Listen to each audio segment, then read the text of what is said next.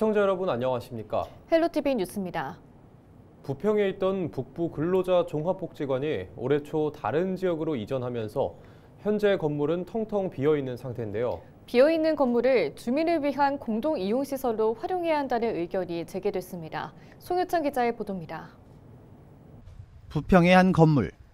주변과 다르게 을씨년스러운 분위기를 풍기고 있습니다. 자세히 둘러보니 이미 건물이 텅텅 비어있는 상태. 이곳은 다름 아닌 민주노총 인천지역본부가 운영하던 북부 근로자 종합복지관입니다. 인천시가 소유하고 민주노총이 위탁 운영하던 이곳은 지난 1월 서구 가자동으로 이전하면서 현재는 방치돼 있는 상태입니다. 올 1월부터 비어있는 이 건물은 현재까지 활용도를 찾지 못하고 있습니다. 이에 유경희 인천시의원은 해당 건물을 매각보다는 주민 공동이용시설로 활용해야 한다고 주장하고 있습니다. 특히 부평 5동은 도시형 생활주택들이 많이 들어선 지역으로 이러한 주택들은 주거공간 확보에 집중되어 있기 때문에 주민 공동체 활동을 위한 공적 공간이 거의 없습니다. 이 건물은 주민을 위한 공간, 즉 문화, 복지, 체육 활동을 아우르는 공동이용 시설로 재탄생해야 합니다. 해당 건물이 있는 부평 5동은 부평구 전체 22개 동 가운데 세 번째로 인구가 많고 인구 밀도도 구 평균의 2.4배에 달하고 있습니다. 하지만 문화나 복지, 체육 등 관련 시설은 턱없이 부족한 상황. 이에 유 의원은 지역 주민을 위한 시설 확충이 필요한 만큼 시의 적극적인 지원을 촉구했습니다. 현재 해당 건물은 복지관 외 다른 용도로 사용하기 위해서는 고용노동부의 승인이 필요합니다. 이에 시는 지난 5월 용도 변경에 대한 승인을 받았고 현재 수요 조사를 진행하고 있습니다. 매각보다는 활용에 무게를 둔 것. 이 시설을 갖고는 노후 상황이라든가 또 이를 활용하기 위한 최소한의 시설 개선이라든가 이런 문제를 점검을 해서 이 시설을 어떻게 운영하는 데 문제가 없도록 개선하느냐 이 부분을 함께 검토해서 진행을 하고 그 결과에 따라서 합리적인 이용 방안을 찾도록 하겠습니다. 수개월째 텅 빈 채 방치되고 있는 옛 북부 근로자 종합복지관. 인천시가 지역에 맞는 활용법을 찾을 수 있을지 관심이 모아지고 있습니다. 헬로티비 뉴스 송유차입니다. 조용익 부천시장이 10일 김윤덕 국토교통부 장관과 만나 교통과 주거, 개발 관련 현안 사업 추진을 건의했습니다. 주요 안건에는 서해선 KTX 이음열차 소사역 정차와 인천에서 서울까지 지하 고속도로 건설 사업의 전 구간 지하화 등 교통 현안이 포함돼 있습니다. 또 경인고속도로변 가로주택 정비 사업 추진에서 방음벽 설치 예외 규정을 도입하는 것을 비롯해 도심 공공주택 복합 사업 신속 추진과 김포공항 주변 고도 제한 완화 필요성 등을 설명하고 지원 요청했습니다. 또 지난달 발효된 국제 민간 항공기구 장애물 제한 표명 기준이 국내에 그대로 적용될 경우 부천 전역이 항공기 고도 제한에 영향을 받게 된다면서 합리적 조정이 필요하다고 강조한 것으로 전해졌습니다. 부천 영상문화산업단지 이른바 상동특별계획구역 개발 사업과 관련해 주민협의체가 꾸려진 가운데 최근 주민들이 단지별 서명을 받아 부천시에 제출했습니다.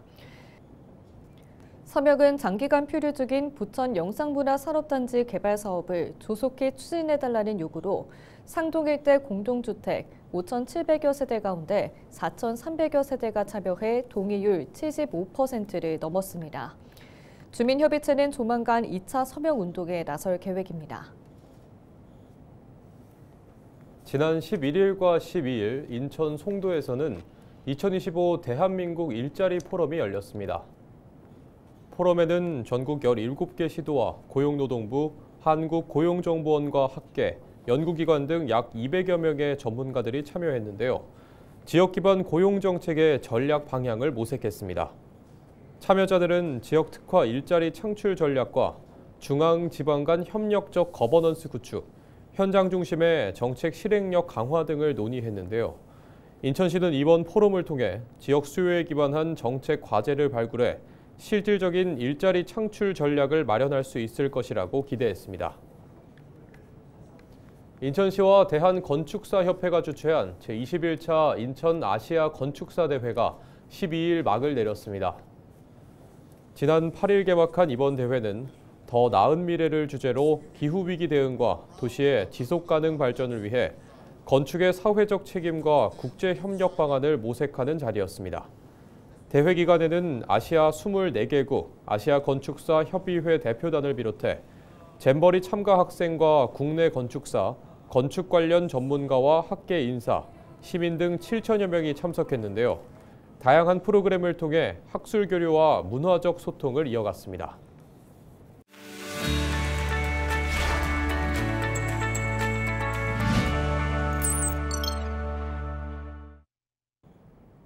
한 주간 우리 지역의 국회의원 활동을 짚어보는 국회는 지금입니다. 더불어민주당 김주영 의원은 올해 1월부터 7월까지 교통사고로 숨진 뒤 산재 사망을 인정받은 택배, 퀵서비스, 배달 등의 노무 제공자가 60명에 이르고 있다고 밝혔습니다. 같은 기간 교통사고 관련 산재 사고 승인 건수는 총 1,950건에 달합니다. 산재로 처리되지 않은 사고까지 포함하면 실제 산재 사망 사고 건수는 이보다 훨씬 많을 것으로 보입니다. 김주영 의원은 사정이 이런데도 중대재해 조사는 이뤄지지 않고 있다며 플랫폼 노동자들의 안전을 위해 정부와 제도 개선을 협의해 나가겠다고 밝혔습니다. 더불어민주당 김주영 의원은 최근 5년간 반복적인 임금 체불로 2회 이상 유죄 판정을 받은 체불 사업주가 1,326명이라고 밝혔습니다. 업종별로는 건설업이 443명으로 전체 산업에서 3분의 1을 차지했고 그 뒤를 이어 제조업에서 395명, 도소매 및 음식 숙박업에서 191명 순이었습니다. 김 의원은 10월 말 상습 체불 사업주 근절법이라고 불리는 근로기준법 개정안이 시행된다며 잘 안착될 수 있도록 하겠다고 밝혔습니다. 또 임금 체불을 뿌리 뽑기 위해 국회에서 추가적인 법제도 개선에 나서야 할 것이라고 강조했습니다. 지금까지 국회는 지금이었습니다.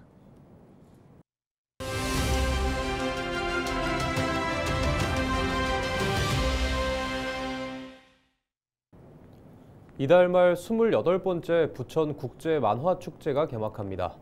세계 무대에서 K 콘텐츠가 주목받고 있는 만큼 올해 축제의 의미가 더욱 큰데요. 이번 부천 국제 만화축제 주요 특징과 주목할 점을 백종은 한국만화영상진흥원 원장에게 들어봤습니다.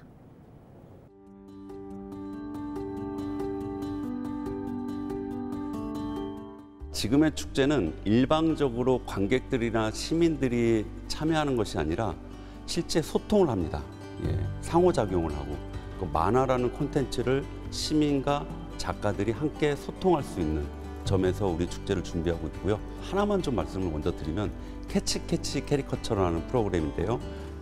국내 최대 규모의 행사입니다. 50인의 작가분들이 캐리커처를 직접 그려주시는데요. 예전에는 앉아서 캐리커처를 그려주시기만 했죠. 이번에는 아까 말씀드린 것처럼 상호작용, 관객이 자기의 사연을 먼저 드립니다. 그래서 나의 반려동물이 무지개 다리를 건넜어. 그러면 그 사연을 들여서 그 캐리커처의 반려동물과 그 시민까지 같이 그릴 수 있는, 마음을 움직일 수 있는 모습을 준비를 했고요. 그리고 또 야간 개장을 올해 특별히 처음 준비를 했거든요. 야간 개장에는 버스킹, 푸드트럭, 또 야외 만화방, 그리고 제일 중요한 거는 그날 7시에 아마 여러분들이 제일 좋아하실 것 같은데 사랑의 핫쇼핑을 만화박물관 상영관에서 무료로 준비를 했습니다. 여러분들 많이 참여해 주시길 부탁드리겠습니다.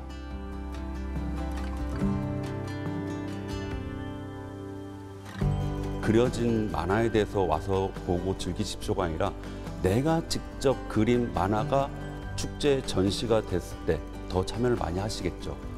부천이 세계청이 생겼고 세계구청이 생겼고 37개 동이 복원이 됐는데 각 구 단위로 한 개의 동을 선정과 공정한 평가를 통해서 작가분과 시민들이 그 동의 스토리를 가지고 캐릭터 만화를 만드셨습니다. 그 결과는 부천 국제 만화축제에서 공개가 될 것이고요. 그 시민 작가님들은 실제로 개막식에 주요 내빈으로 참석을 하실 예정입니다.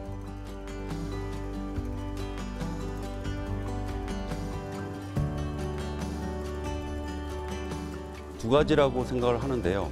산업, 확대에 대한 만화 산업에 대한 그리고 이 지역의 경제 활성화, 만화 산업에 대해서는 비콤이라는 부천 국제 콘텐츠 마켓을 통해서 과거에는 상당 건수로만 그 기준을 봐왔는데 지금은 상당 건수의 계약 건수, 거기에 1년간 추적 관찰해서 매출액까지 실제로 얼마나 일어나는지 그걸 저희가 분석을 해서 다음에는 콘텐츠 마켓을 어떻게 준비할 것이냐 이렇게 좀 준비를 하고 있고요. 두 번째는 관광에 대한 문제인데 만화 웹툰이라는 것이 부천에 30년간 이제 뿌리를 내렸기 때문에 관광 자원으로서 올해 같은 경우는 웹툰 테마파크를 저희가 조성을 하는데요. 내년 같은 경우에는 웹툰, 만화, 웹툰 테마거리를 조성해보자. 365일, 3일간, 4일간 열리는 축제에 전 세계인들이, 국민들이 오시는 것이 아니라 우리 부천의 만화, 웹툰 테마거리를 조성함으로 인해서 전 세계인, 또 대한민국 국민, 부천 시민 즐길 수 있도록 이렇게 함으로 해서 관광 자원화시키자까지 저희가 목표를 두고 하고 있습니다.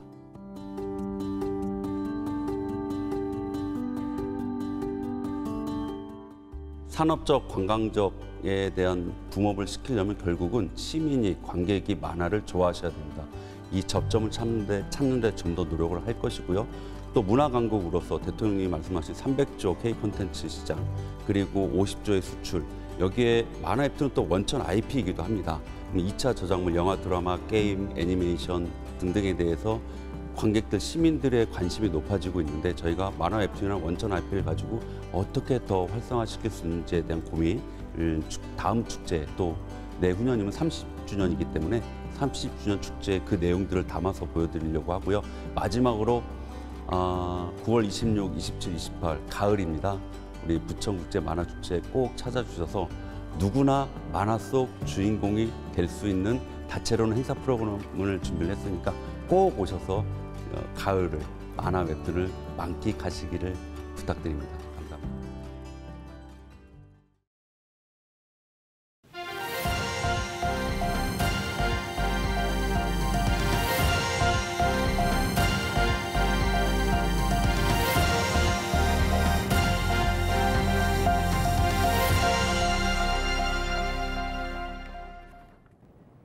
한국 케이블 TV 방송협회가 11일 과학기술 컨벤션 센터에서 개국 30주년 기념 2025 케이블 TV 방송대상 시상식을 열었습니다.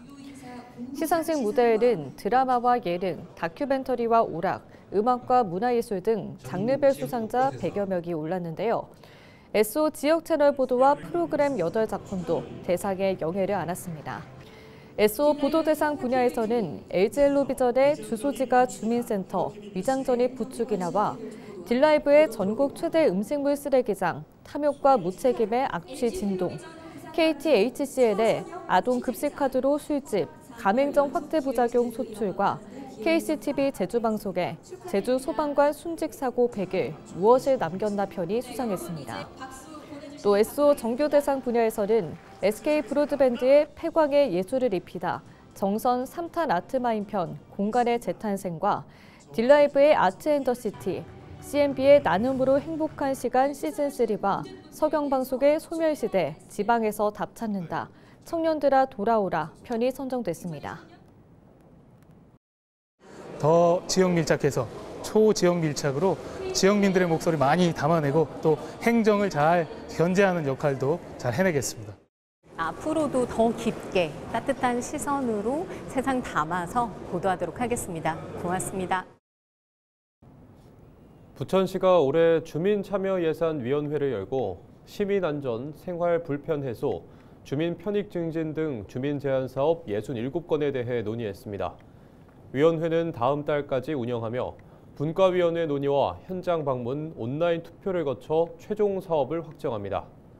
결정된 사업은 오는 12월 시의회 심의를 거쳐 내년 본예산에 반영될 예정입니다.